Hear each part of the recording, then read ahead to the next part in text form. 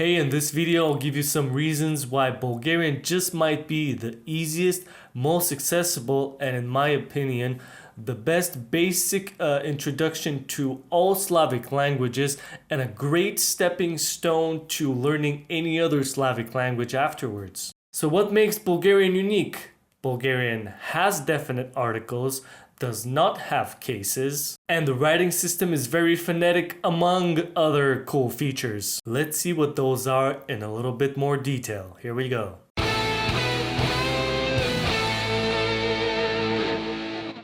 To start off, I'd like to give you some context about possibly why Bulgarian is different than other Slavic languages, and I dare say quite unique in the Indo-European language group. Bulgaria is located on the Balkans, bordered by the Black Sea, just above Greece. So it's a bridge, it's the connection between mainland Europe and the Oriental world. So a lot of different cultures and people have migrated throughout the territory for war, for migration, just passing by, and other reasons. We're also surrounded by a diverse group of neighbors. We have the Hellenic, the Greek civilization and culture to the south. We have the Turks, the Ottoman culture to the southeast with its Turkic and Persian and Arab influences on our language and culture. We have Slavs within the country and to the west, as well as some Latin influence from the Romanians to the north, and of course, last but not least, some, even though very few, influences from Proto-Bulgarian culture and language that were brought by the tribes that created the first political entity, Bulgaria, south of the Danube, a bit over 1300 years ago. The Proto-Bulgarian culture and language, on the other hand, is not very well known, which is strange since throughout the centuries there were many political formations called Bulgaria, but there aren't any manuscripts detailing the history, the culture, the language, the writing system. Some people speculate that they had some kind of Turkic or Caucasian type of language and used runes, but to be honest, it's all still within the realm of speculation and nobody really knows who Proto-Bulgarians were. One thing that a lot of people agree on, though, is that our cousins are Hungarians, and you can even tell in the name Hungar, Bulgar. So that's, I guess, a nice connection, but there's no evidence that we spoke a language that was remotely close to Hungarian, or if there is any influence on Hungarian today in Bulgaria. One important and fun thing to note is that there is also Scandinavian influence in Bulgaria. Due to migration from Goths or some Scandinavian tribes throughout the ages south all the way to Bulgaria. And speaking of Scandinavian tribes, there is one specific connection that we do have with most Scandinavian languages, which is our segue to the first reason why Bulgarian might be easy for foreigners to learn, which is we have definite articles. The definite article in Bulgarian is a suffix at the end of the word. The European languages that have definite articles with suffixes at the end of the word are Danish, Icelandic, Norwegian, Swedish, Albanian, Romanian, Macedonian, and Bulgarian. Is there a connection between Scandinavian languages and culture in Bulgaria? Who knows, but it just well might be, which is a fun thing to note. So definite articles in Bulgarian is just a little suffix at the end of the word, which is gendered, and I'm not going to go into detail of how to use them, just that there are definite articles, and Bulgarian and Macedonian are the only Slavic languages that have definite articles, which might make them easier to comprehend and to use for foreign language speakers, especially maybe Scandinavian language speakers.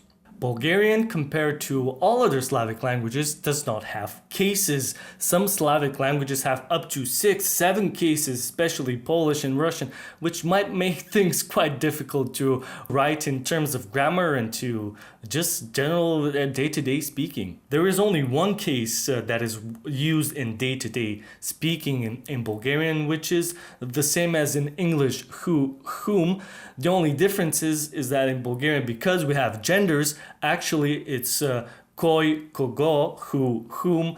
However, only the masculine gender. So you don't have to worry about using that case for neuter or feminine. So it's only one case and it's only the masculine gender anyways. The Bulgarian alphabet uses the Cyrillic script, but compared to other Slavic languages, I would say that we have a quite standardized version because we have eliminated in the decades past many of the unique letters that we used to have just to standardize and simplify the language. So we have basically all the necessary letters to make up most, if not all, the sounds of Slavic languages and Romance and Germanic. However, we don't have any specific weird letters that are generally not seen or not found on any common keyboard. The writing system is also quite phonetic, so there is no difference in pronunciation of the consonants, there is no diphthongs or consonant combinations, there is no difference in pronunciation of the vowels depending on location within a word or a syllable, accents or things like that. So the way it's written is generally the way it's pronounced. There are also no infinitive forms of verbs, so that's one less thing to worry about. The infinitive form that we use to represent which verb we're talking about is the first form singular. So if we were to say the verb to be in Bulgarian, instead of saying to be, we would say I am, because there is no infinitive form, and that would be in Bulgarian as sam. The third person singular is used to determine which group a specific verb falls into. There are only 3 groups and there are no irregular verbs whatsoever. So all verbs fall within 3 groups except one, of course, the verb to be, which is an exception in probably all languages in the world. I will go over in another video how to determine which verbs fall into which groups, but for now all you need to know is that verbs are very easy to see which group they belong to and therefore to conjugate. Another thing that might make Bulgarian easier to learn and to speak is that syllable stresses compared to other Slavic languages are generally, in my opinion, similar to Western European Germanic and Romance languages in that a lot of the time, not all of the time, a lot of the time the stress in the syllable is in the middle or end of the word, such as very often in French and in German and in English, versus some Western Slavic languages and others that often have the stress in the beginning, which just might throw you off rhythmically when you're trying to speak the language. However, Bulgarian is still a very flexible language in terms of syllable stressing, so even if you put the stress on the wrong syllable in most cases, not only would people not have trouble understanding you, they would probably think that you're from a specific region of Bulgaria because there are many differences in syllable stressings in Bulgaria anyways, depending on where you are. So at the same time, you don't have to follow the rule. On the other hand, the rule is generally similar to probably your language. So it's just an easy thing to handle, I would say. The fact that stressing syllables is flexible, and at the same time that generally it's done in the middle and the end of the words in general. I would say also that Bulgarian is a good stepping stone for learning other Slavic languages. It has all the necessary elements that make a language a part of the Slavic group, but also contains elements that are bridges between languages, as I've detailed earlier. The lack of cases, the definite articles, among other things. In terms of vocabulary as well, Bulgarian might be a good stepping stone because, well, in general, all Slavic languages share a lot of words in their vocabulary. However, one thing to note is that Bulgarian, after centuries of influence from Ottoman rule, was freed by the Russian Empire, and a lot of the political elite became newly arrived Russians, or at least were Bulgarians heavily influenced by Russians and Russian culture. And there is evidence that documents that a lot of new words entered into Bulgarian hundreds if not, due to this influence. So Bulgarian probably has already a lot of Russian vocabulary that wasn't there before, so even if you start learning Bulgarian, the vocabulary that you learn doesn't mean that you might miss out on some Russian words. Quite the opposite, they probably are the same in Russian, so that helps. And another feature of Bulgarian, since it's a Slavic language, which is probably common to other Slavic languages as well, is that word order is very flexible. There are many ways to structure a sentence, and people will probably understand you. There is obviously a wrong way to structure a sentence. You can't combine them infinitely and it still remains grammatically correct, but people will understand you even if the subject and the object change places and stuff like that. Because of inflections and gender suffixes and stuff like that, people will probably still understand who's doing what to whom and the general idea of the sentence as well.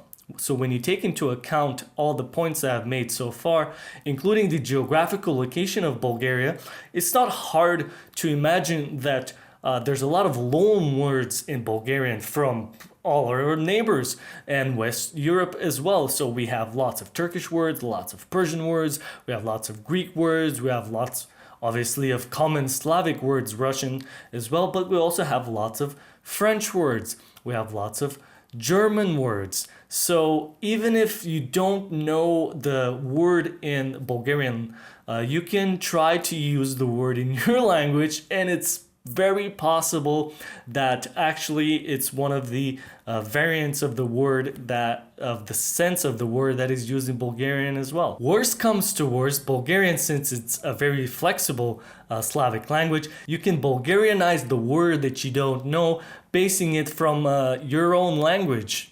It's quite easy to do. I'll probably do a video at some point on how to do it effectively, since a lot of young people, me included, especially in the capital of Sofia, speak to our Bulgarian friends and neighbors in this way because Sofia is a cosmopolitan place and we all come from somewhere. I personally grew up in Canada, so my Bulgarian vocabulary, not that it's not that rich, it's just that there's so many words and languages in my head that I mix them up. So it's very nice to be able to Bulgarianize some words that you don't remember specifically in the language, just so, and people will understand you because a lot of people do it anyways, especially the young generation. So this was just a short video to give you some overview, some reasons why Bulgarian just might be the most accessible, in my opinion, Slavic language to learn, and a very good stepping stone to learning other Slavic languages, because it's kind of a bridge between Western European languages, since it has elements from Scandinavian out of all languages. It has various cultural influence from our diverse neighbors, and it seems to me to be just the most standardized Slavic language. Anyways, this was just a quick video to tell you about those things and to share my thoughts about learning Bulgarian as compared to knowing other languages. So thanks a lot for watching. Drop me a like if you learned something new, or if you just found this video helpful or funny. Subscribe to my channel for other videos like this. Drop a comment down below with any thought you might have about learning Bulgarian, or have you started already? Are you learning any other Slavic language? Share your comments down below. I would be very keen to see what you think. So thank you so much for watching. My name is Victor, and I'll see you in the next one. Ciao.